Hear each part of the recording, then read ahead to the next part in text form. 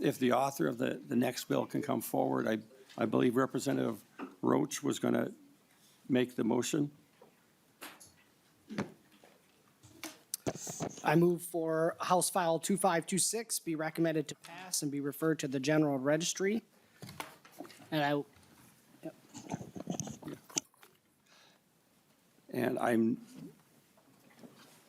if the author will introduce his bill, introduce yourself and then your bill. Thank you, Mr. Chair and committee. Thanks for having me today. I'd like to introduce, I guess I should introduce myself, Representative Duran. I'd like to say thank you very much for allowing me to present HF 2526 today for you guys, which we believe is fixing the gap of helping out our first responders.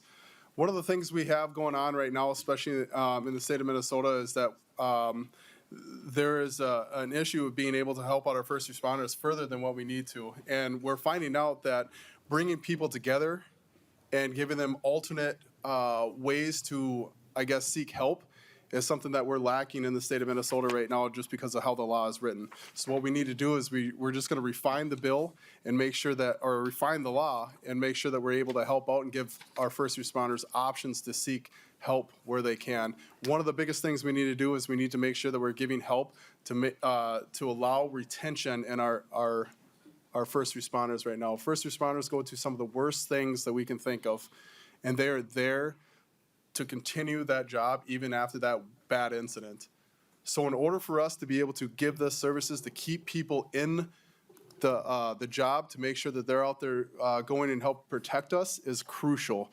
This bill is going to allow that. That's going to allow them to be able to seek help and be able to get the services that they need while in the duty itself.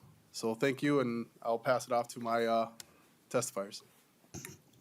Please introduce yourself and go forward. Mr. Chair, committee members, my name is Chris Tatro.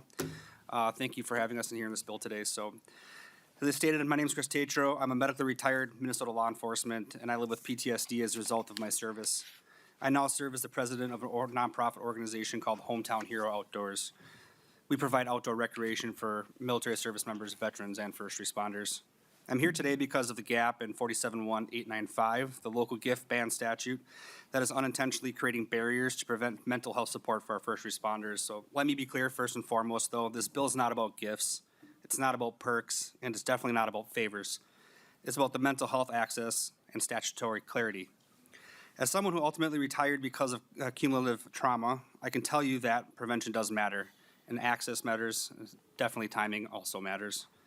After the tragic loss of the first responders in Burnsville, our nonprofit partnered with licensed providers to organize a structured wellness day. It included equine-assisted therapy, resiliency discussions, and peer support programming, all voluntary and designed to help responders process trauma before it compounds.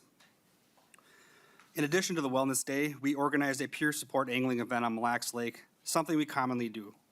Fishing charters with peers and coworkers provide a structured opportunity to decompress, connect, and reset in a healthy environment. Initially, some officers were told that they could not participate. Firefighters were told they could not participate due to the concerns about the gift ban statute. Later, the interpretation shifted and participation was allowed, but by that point, the uncertainty that had already made the responders hesitant. When the legal boundary is unclear, hesitation does set in. At the same time, it is not uncommon for public safety agencies to receive food or beverages from a community during a difficult period or loss or stressful times in their community. In some cases, certain activities were permitted while others were being questioned. That inconsistency, not the intent of the law, it creates confusion. In some municipalities, the statutes have been interpreted broadly, applying not only to official actions taken on duty, but also to voluntary off-duty participation in nonprofit-supported wellness programs. I deeply respect strong ethics. Public trust does matter. I wore the badge for years, and I understand that responsibility. But when the interpretation becomes so broad that it discourages a first responder from attending a peer support fishing trip, a wellness retreat, or a trauma recovery event on their own time, we have to ask whether the statute is being applied as intended. Where do we draw that line? If an officer is invited to attend a mental health retreat, if a firefighter is offered a resilience workshop funded by a nonprofit, if a deputy is invited to a peer support weekend with other responders, at what point does support become a prohibited gift? This bill does not weaken the ethics law, it clarifies it. The proposed language is narrow and structured. It applies only to nonprofits whose primary mission is supporting public safety, mental health, or physical wellness, requires participation to be voluntary, prohibits any connection to official action or decision-making, and applies broadly to any qualifying nonprofit. It simply draws a clear statutory boundary to so city attorneys and departments no longer have to interpret this differently from city to city. Speaking personally, the hardest step for many officers is choosing to seek help in the first place, and I am one that can say that that is true. I have lost colleagues, too many. One was a law enforcement officer and veteran I had known since I was 5 years old, most recently a Forest Lake officer, died of a heart attack. We can't definitely say what contributed to his early demise with his heart, but we know his profession carries cumulative stress. Another colleague, which we all knew each other growing up, excuse me. Excuse me one second. The last time I saw him, he told me he wanted to talk. Not just about medical retirement PTSD, but about my organization and how we might get involved. At one point he said to me, I need to look into some PTSD retirement myself. I'm not doing well. This is this last fall in a city south of the Twin Cities. There was something meaningful in that conversation alone, the idea of connection, of purpose, of being around people who understood what this profession carries. We never got to have that follow-up conversation. 3 weeks later, after we spoke, he took his life. This bill's not about rewriting history or assigning blame. It is about making sure that when a first responder is ready to engage, whether that's through counseling, peer support, wellness programs, or simply being around others who understand, there is no legal ambiguity standing in the way. No one is seeking favoritism. No one is asking for special treatment. We are simply asking for consistent statutory clarity so that preventative mental health support is not unintentionally treated as a prohibited gift. If we believe in preventing PTSD, burnout, and suicide, not just responding after tragedy, then we need to remove any legal uncertainty around accessing support. This bill is preventative, it is ethical, it is narrowly tailored, and it ensures that Minnesota's ethic laws do not unintentionally block mental health access and support our first responders. Mr. Chair and committee, thank you for your time. And thank you. And to the authors, next testifier, please give your name and association. Yes, Chair. I'm David Titus. I'm the Executive Director of the Minnesota Police and Peace Officers Association. I don't think in my years I've ever testified in front of this committee, so thank you for having me. I appreciate that. The MPPA represents peace officers across the state. It's reported there's an inconsistency on how Minnesota Statute 471.895 is interpreted and applied. Clear statutory language protects agencies, officers, and municipalities from unintended violations and consequences. Law enforcement in Minnesota continues to face recruitment and retention challenges. Our job is high trauma. While departments provide mental health resources, a stigma and perceived career consequences still exist. When I came on the job, I'm a proud St. Paul retired cop of over 30 years. You never, ever, ever talked about your mental issues, your wellness, because you felt it was going to affect your career. Many officers hesitate to fully engage in internal support systems out of concern for fitness for duty reviews or career impact. External, community-based support often supplements pathways for healing.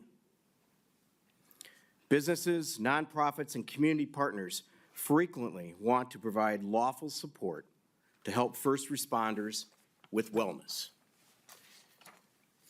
Statutory ambiguity can unintentionally discourage that support. This proposal is not about weakening ethics, laws, or creating loopholes. MPPA supports strong ethical standards. This is about clarity, and this clarity can be part of a formula that keeps cops in squad cars and firefighters on their rigs. Hopefully, long before these professionals think about leaving the job, this could be the answer, this could be the help. Thank you. To the author, when I read the first responders, that's the squad. Oh, sorry about that. First responders is the name of the squad that covers Byron and 2 of the local townships around them. And my wife served in the squad for over a decade, was the head of the squad. And these are volunteers where pager goes off and they're out the door in less than a minute. And they go there and provide many times life-saving activities. And the ambulances can't get there within time, but they can. When I read this, I'm assuming that this is meant for all of those rural volunteer squads, whether they're called first responders or it's a volunteer ambulance service, et cetera, that this is meant for the people that are first on the scene and are helping, but too often they're there, just to hold their hand as they pass. And I want to thank you for your bill. And is there anything you want to add before we get to the amendments? Yes, absolutely. Thank you, Chair. There is a lot of shared trauma throughout the first responder community, and I can give you a couple examples that are pretty bad. And I'll be as generic as I can possibly. Well, what happened was there was a crash of a vehicle. Well, the guy was still alive. The car started on fire, and there was no way of helping him. So the first responders, the firefighters, the ambulance crew, and the sheriff's deputy, they're all there listening to the screams of this guy. That's huge. Now let's go to another incident where there was a house fire and there's some children that died in it. Not only is it the sheriff's deputies that got to show up, but the ambulance crew has to carry them out, and the firefighters have to find them. These are all traumas that we all share together. So this is not only going to help us all out, but it's going to help retention, but not only that, but it's going to help the people to keep a good mind when they're going there to help you guys. Everybody in our state. This is not a Republican or Democrat thing. This is going to be helping everybody out in our state. So thank you, Chair. Thank you. Did someone have an amendment of which they wanted to move? Yeah, Chair thank you, Freiberg. Mr. Chair. I do have a couple here. I guess before I move them, I just had a question for the bill author. So last year, I believe it was, we passed the bill related to the public safety officer memorials. I was just wondering if it's kind of important, I think, especially as we're doing committee work, that bill language be consistent. I just wanted, first of all, thank you both for your service, and I do think this bill addresses an important topic, but it is important that that bill, that the language be consistent, that it be crafted specifically to address an issue. So I was just wondering if you had a chance to work with the bill author of that one. It was Representative Berg's bill, I believe. To the author. Yep. Thank you, Mr. Chair, and thank you for that. In regards to that bill, I don't necessarily think that it actually opened or fixed the gap that we saw in this statute here, being able to help out for mental health and gifts and everything else, the consideration for that. I did not work with the Representative Berg on that, but this is just fixing the gap that we saw in this. So. Representative Freiberg. Thank you. I guess, like I said, so the two amendments we had, so just going back to what we discussed on the previous bill, first of all, we did do our best to get stakeholder input, to talk with other members, but just given the late notice of the posting, we weren't able to address, the potential issues we see with this bill. So we did get a couple amendments prepared. The goal was generally to make the language consistent with what was in the Public Safety Officer Memorial Bill. So the A1, I guess I will just move the A1, and hopefully these will be considered friendly amendments. The A1 is moved? Did you want to talk? speak Sure, to so it? the A1 amendment just uses the term public safety officer and references the statute. I believe the term first responders is not actually defined in statute, so I know that was an issue that Representative Berg worked pretty extensively on, just to make sure it was targeted to the right group of people, so this would just make the language consistent. As I said, I hope it would be considered a friendly amendment. To the author, I believe the earlier bill that was referred to that passed was specifically aimed, like in the metro, you've got, full-time and other officers. Did your choice of first responders, is that aimed to make sure that it would cover those outside of what the normal people think of as public safety officers? Or are you wishing to accept this as a friendly amendment? Thank you, Mr. Chair, and, thank you for the amendment. I will have to say I do not want to support the amendment on this. I think it narrows our scope of what we want to do and helping as many people as we can possible. So I cannot support the amendment at this time. So discussion on the amendment? Representative Freiberg and then Representative Coulter. Yeah, maybe I'll go first, then Representative Coulter. I have the definition here that's referenced. It does say public safety officer includes peace officer, correction staff person, individual employed on a full-time basis by a state or fire department who's engaged in firefighting, emergency motor vehicle operation, investigation of fires, provision of emergency medical services, hazardous material responder, a legally enrolled member of a volunteer fire department, a good Samaritan, a reserve police officer, a driver or attendant, a first responder who is certified by the Office of EMS, a person other than a state trooper employed by the Commissioner of Public Safety. I guess I'm just curious if the bill author, who would be excluded? It seems to me like it's a very broad definition, so I'm just curious who the bill author thinks would be excluded by this. To the author. It was the fact that I don't think it covered the royal people like we wanted to, I guess, and helping with that situation. So it was just unclear for me. Representative Freiberg. Representative Coulter. Well, I was actually going to do just that. I guess I'm just curious, can you give some examples of folks who you would want to cover that weren't included in that definition? To the author. But I would say it would just be a little bit more of the rural communities, what I was really looking at. I was just concerned it would just shrink our ability to help out our first responders maybe a little too much more than what I would like, so. Representative Coulter, there's a extreme diversity of entities in greater Minnesota with training and et cetera. Oftentimes, there may be a fire department and a separate first responder, and the names and exact activities they do is quite diverse.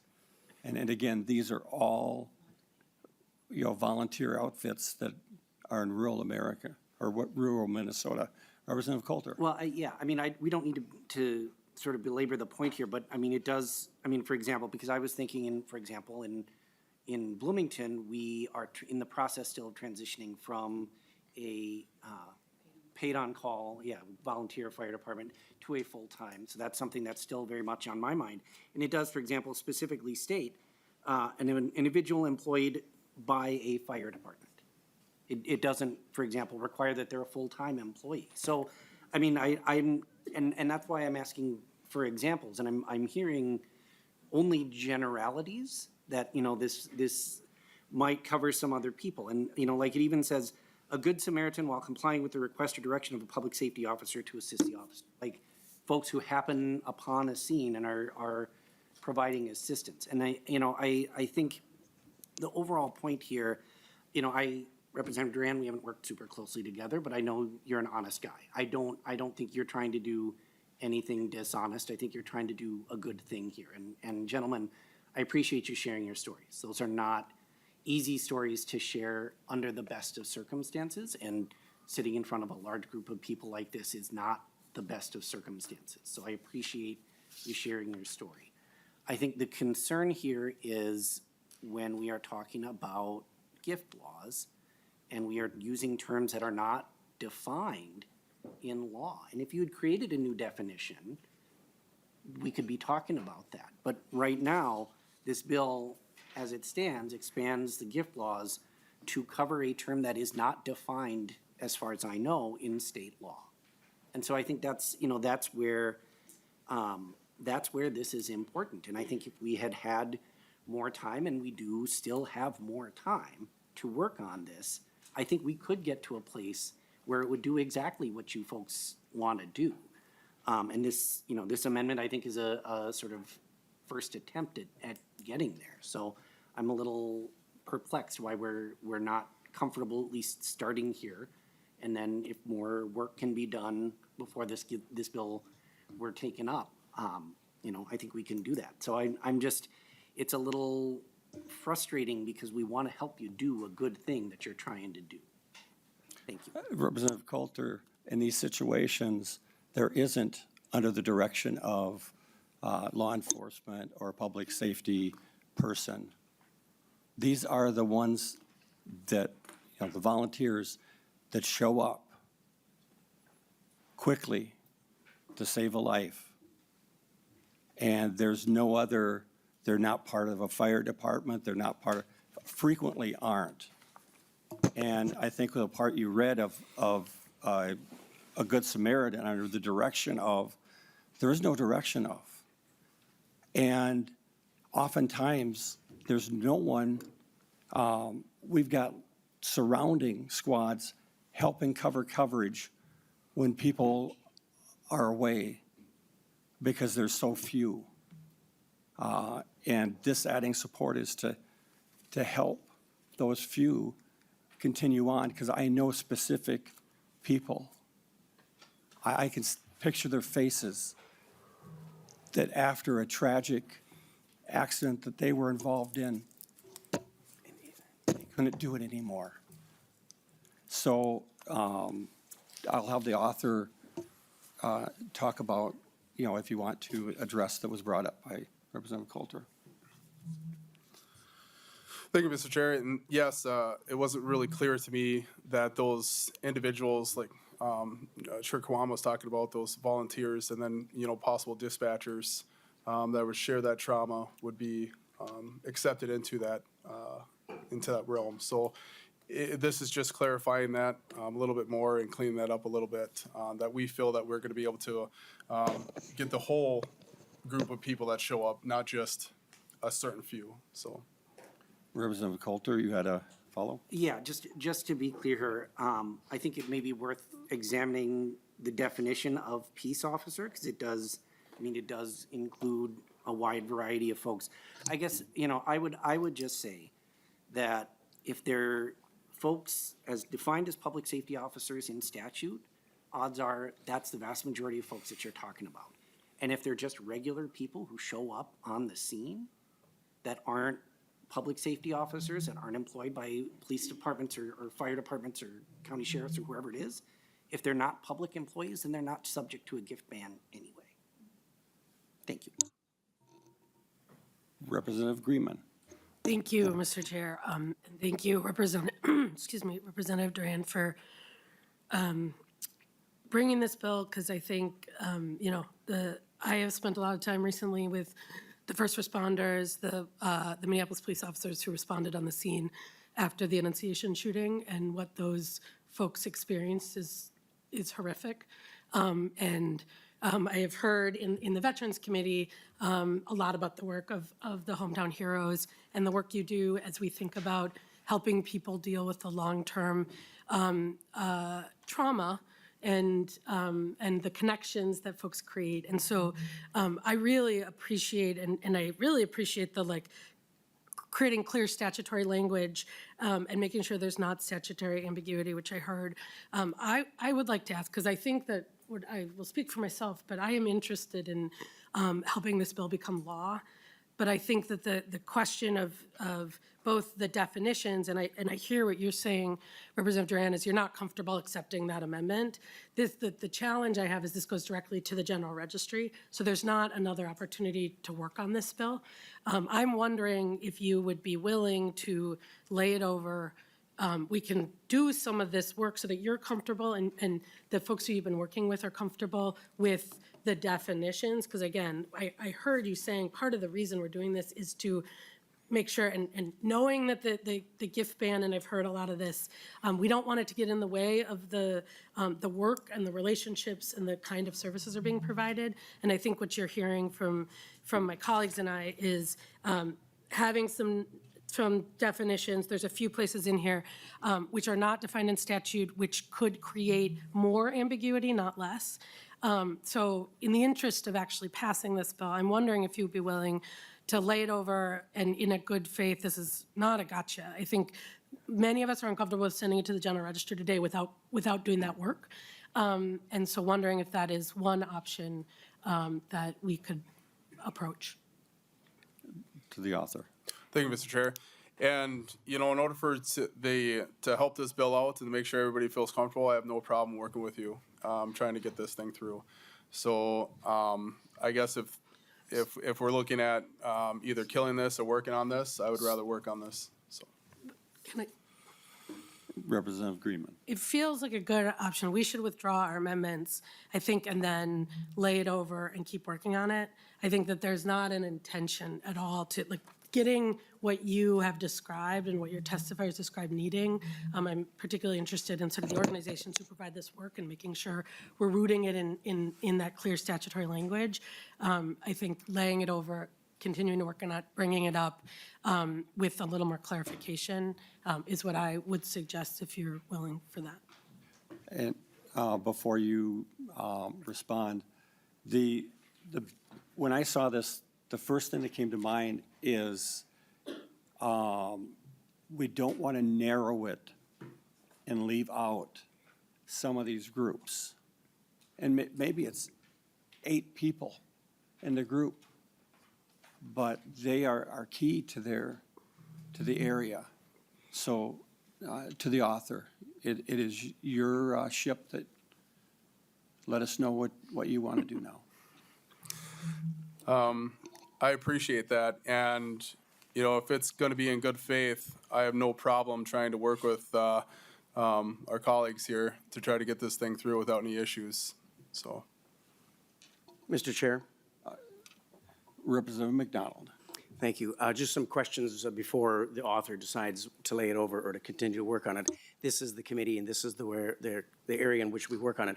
I would like House nonpartisan research, Ms. Griffin or Ms. Gehring, to explain what the amendment will do or would do to Representative Duran's bill, his bill, House File 2526,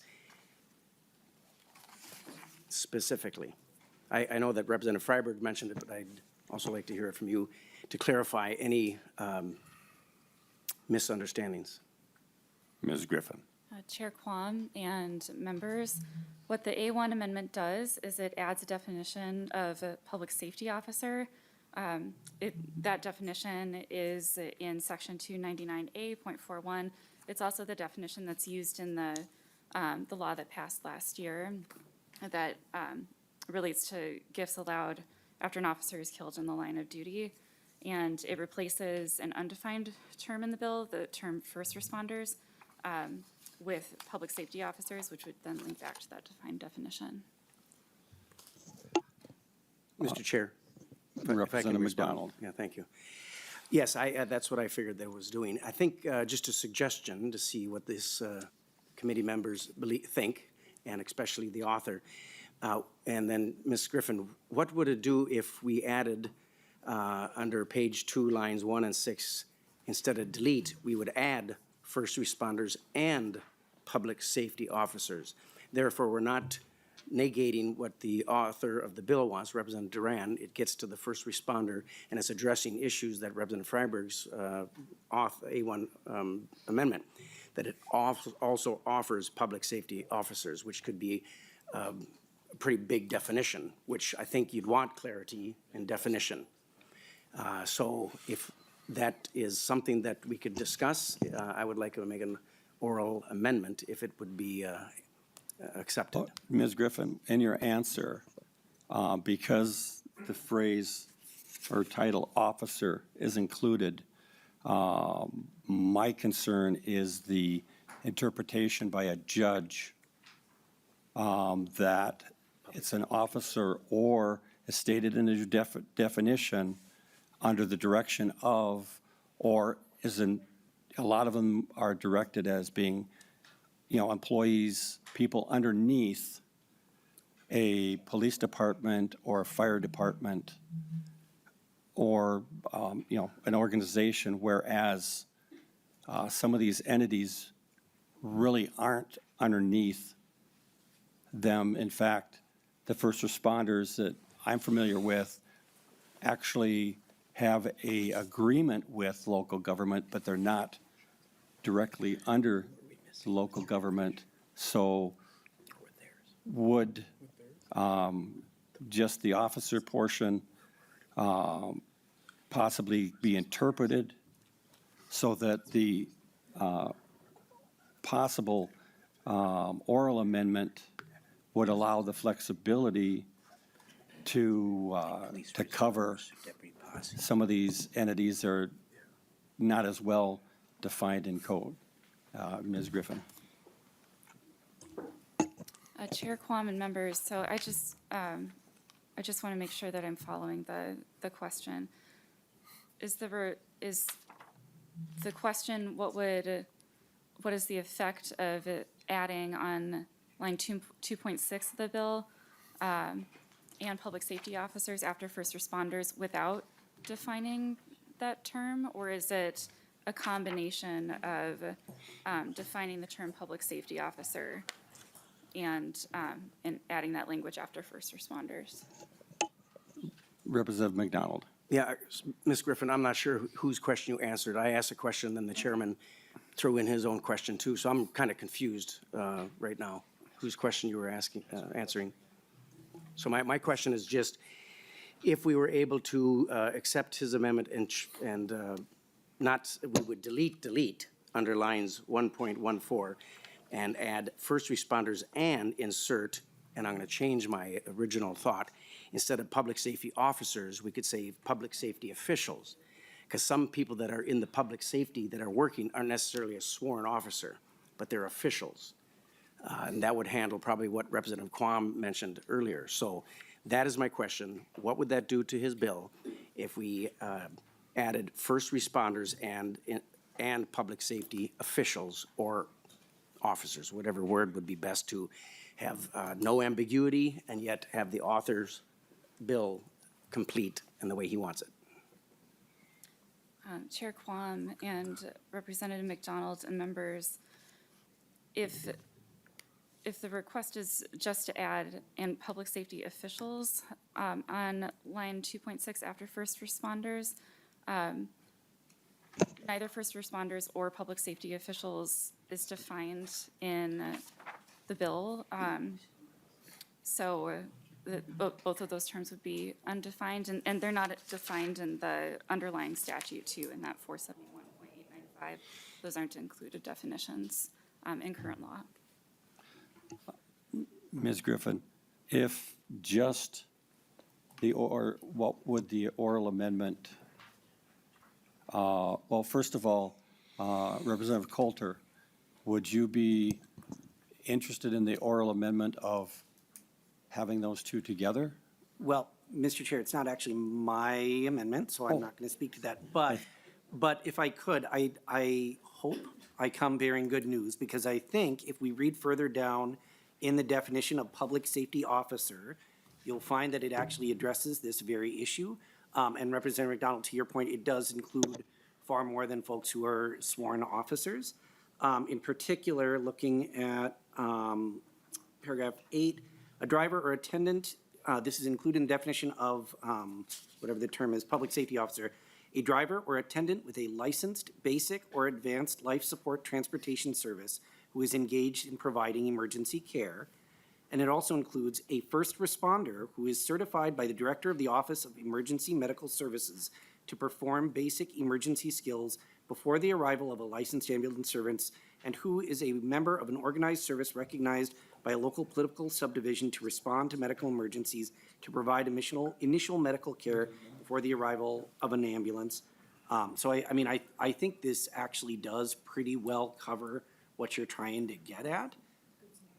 And it does, it does also include the Good Samaritan piece that was referenced. So I think, but I will say honestly, Mr. Chair, this whole dialogue, this is why we should be laying this bill over and doing the actual work.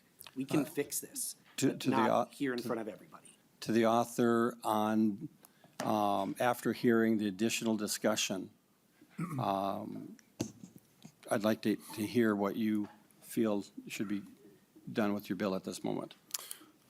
Thank you, Chair. After, listening to everybody and hearing a better clarification of things, I would be moving to accept that amendment. For clarification, you're talking about the originally submitted A1. Originally submitted A1, yes. Is there further discussion on the A1 amendment?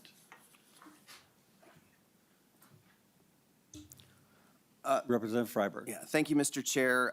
Thank you, Representative McDonald. I do appreciate your efforts to kind of creatively try to address this issue and come up with it. And Representative Duran, I do appreciate that you're willing to accept the amendment now as is. I mean, I do think it's a good amendment and probably the direction we should go. I mean, I guess I would go back to what Representative Greenman said earlier, and it sounded like you were potentially open to the possibility of laying the bill over. I mean, and again, I want to reiterate kind of what Representative Greenman said, like, this isn't, this is an important issue, and I think for that reason, it's really important we get the language right. I think as the amendment is, which you're now open, I think that's a step in the direction. I think, we haven't discussed the A2 yet, but I think that addresses some important issues that there are. And I was also going to mention, though, that, there's a third issue, and I was going to ask about this during questions. That's the issue of the potential value of any therapy or recreation or just some, a carve out to the gift, because I do have the gift ban, because I do have some concerns that when you're talking about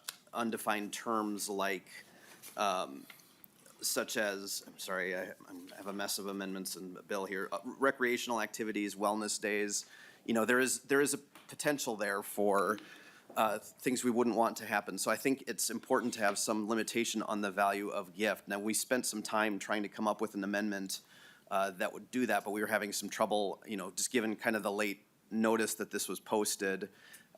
We had some trouble finding a thing to tie it to that kind of made sense. And that's the sort of issue I'd be really interested in working with you on. I know our committee members would as well. So, I mean, I guess I would, this bill doesn't have another committee stop, so I do think this is the logical place to do it. And again, our goal is just to make this language work as well as possible. So if you were still open to potentially laying the bill over just so we could work on some of these issues, I think that would be the best course of action. Just before we start having, votes on this, my hope is you would still consider that. It did sound like you were open to it earlier. To the author? I will be interested in working with you guys to make sure that this gets passed, so. And what I'm hearing is, and my interpretation is that the preference is to lay this bill over and then do some work and have this brought off the table at a later time, because it is very important that we get this in a form that will pass the House and be signed. So is the author okay with that? Yes. Mr. Chair, Representative McDonald. Mr. Chair, if it's okay with the author and this, our committee members, we have a commitment to laying the bill over and get into it later time. It's too ambiguous right there. So I think let's have a commitment to this, to Representative Duran on this important legislation, that we get to it. He'll work with the amendment authors and get the bill in the right form, and let's bring it back next week as soon as possible. I don't think that's too soon. If it can't be, that's fine, but just that ambiguous, let's get to it at a later time. I'm sure Representative Duran would like to get this bill to the general register and get passed. So if we can have a commitment as our group and our committee that they'll work with it off camera and another day, and we'll bring it back next week if it's ready. How does that sound? The chair is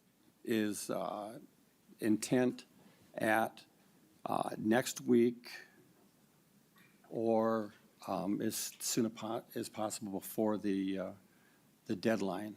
So I am extremely willing to have this put on the agenda. Chair Freiberg. Yeah, I think with the qualifier next week, if it's ready, kind of as you said, because, you know, I don't know how long it might take to get the language ready, but certainly I think our intention should be to bring this back once it's in a workable form. And I'm encouraged certainly by what the bill author has said and Chair Quam's commitment as well. So I thank all of the members here for their willingness to do this.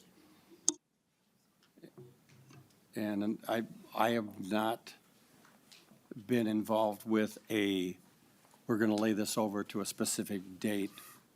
So the intent of both co-chairs and the author is to bring this back so that unless there's objection, I will move that it's laid over.